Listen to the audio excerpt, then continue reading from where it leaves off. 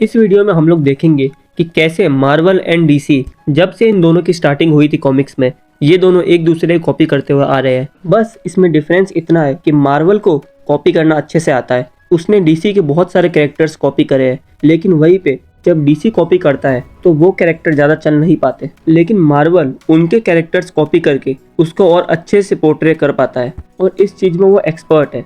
आज की वीडियो में हम वन बाय वन जानेंगे कि मार्वल ने कब कब डीसी के कैरेक्टर्स कॉपी करे हैं। तो सबसे पहला कैरेक्टर इसमें आता है डेडपूल। 1980 में डीसी ने एक कैरेक्टर बनाया था जिसका नाम था डेथ स्ट्रोक और ये कैरेक्टर वर्ल्ड का सबसे बेस्ट एसेसिन था, पर डीसी ने इसको अपने कॉमिक्स में बहुत ज़्यादा सीरियस टोन दी थी।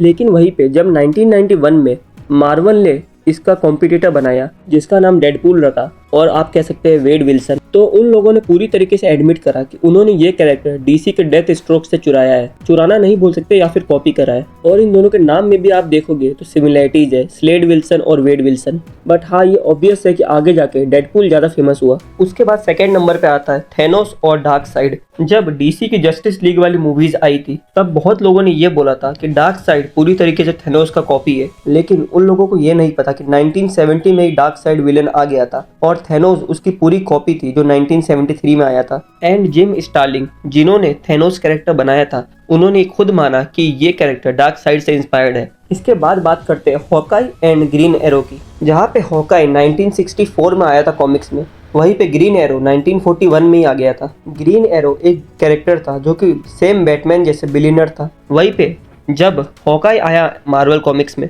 तब वो पहले विलेन बना था, लेकिन बाद में वो एवेंजर्स ग्रुप का पार्ट बन गया। उसके बाद बात करते हैं मिस्टर फैंटास्टिक की, जो कि फैंटास्टिक 4 में थे।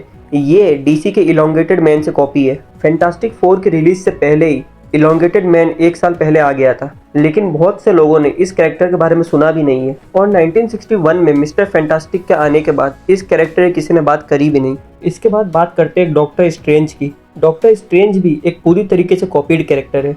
डीसी में एक कैरेक्टर था जिसका नाम था डॉक्टर फेट। ये कैरेक्टर भी 1940 में ही आ गया था और इसकी स्टोरी भी सेम डॉक्टर स्ट्रेंज जैसी है।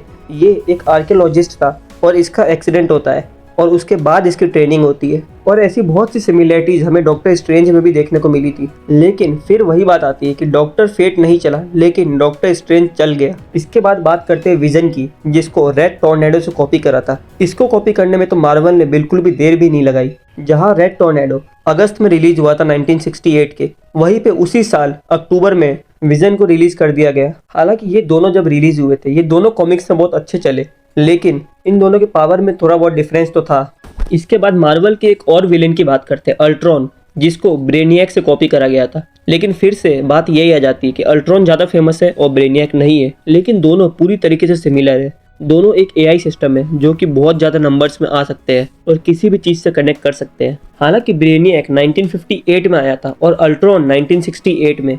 अब इसके बीच में आपको एक फन फैक्ट बताता हूँ। एक्चुअली कॉमिक के अंदर टोनी स्टार्क ने अल्ट्रॉन को क्रिएट नहीं करा था, बल्कि एक दूसरा आदमी ने जिसने एंट मैन का सूट बनाया था, हैंक पिम, उसने क्रिएट करा था। अब बात करते हैं हमारे एंटी हीरो की, जो कि हल्क है। हल्क 1944 में डीसी का एक कैरेक्टर सोलोमन ग्रंडी आया था, उससे इंस्पायर्ड है। अब इन दोनों में ही बहुत ज़्यादा सिमिलैरिटीज है। दोनों रेडिएशन से एक्सपोज हुए थे, दोनों में सेम पावर्स है, दोनों के पास हीलिंग पावर्स भी है। बस फर्क इतना है कि हल्क 1962 में आया था। बस इन दोनों में एक सिमिलैरिटी नहीं है कि सोलोमन कभी भी अपने ह्यूमन फॉर्म में वापस नहीं जा सकता, वहीं पे हल्क जा सकता है। एंड इसके बाद बात करते हैं सेंट्री की, जो कि 2000 में आया था। ये सेम सुपरमैन जैसा कैरेक्टर है जो कि बहुत हद तक सुपरमैन जैसा लगता है। इन दोनों के सूट पे एस बना हुआ है, लेकिन बस सुपरमैन 1938 में आया था। लेकिन ये ऐसा हीरो है जिसको मार्वल ज़्यादा फेमस नहीं कर पाया सुपरमैन के कंपैरिजन में। लेकिन इन दोनों की स्टोरीज बहुत ज़्यादा डिफरेंट है, इसलिए इसको पूरी तरीके से कॉपी नहीं कह सकते।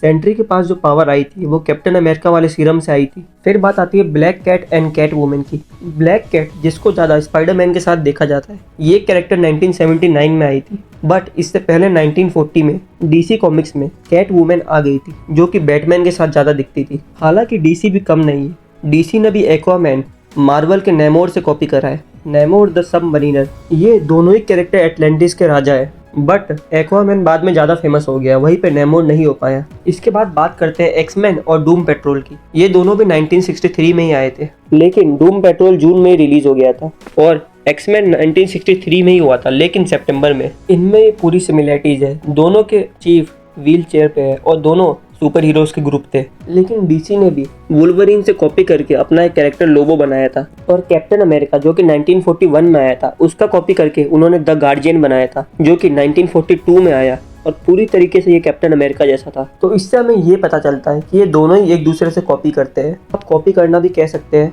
और इंस्पिरेशन लेना भी कह सकते हैं। बट सब जानते हैं सिनेमैटिक यूनिवर्स में मार्वल ज़्यादा आगे है, लेकिन वहीं पे एनिमेशन इंडस्ट्री में ज़्यादा आगे डीसी है। और कई लोगों का ये भी मानना है कि मार्वल एंड डीसी दोनों के क्रिएटर जब साथ में गोल्फ खेल रहे थे तब मार्वल के ओनर ने डीसी के ओनर से पूछा था कि डीसी कॉमिक्स इतनी अच्छे से कैसे चल रही है। तब उन्होंने उनको बताया कि वो अपने अच्छे अच्छे हीरोज को साथ में लाई है। इस वजह से मार्वल ने भी बाद में प्लान करा द एवेंजर्स बनाने का। तो आज की वीडियो में इतना ही, मिलते हैं आपसे नेक्स्ट वीडियो में। Thank you very much for watching.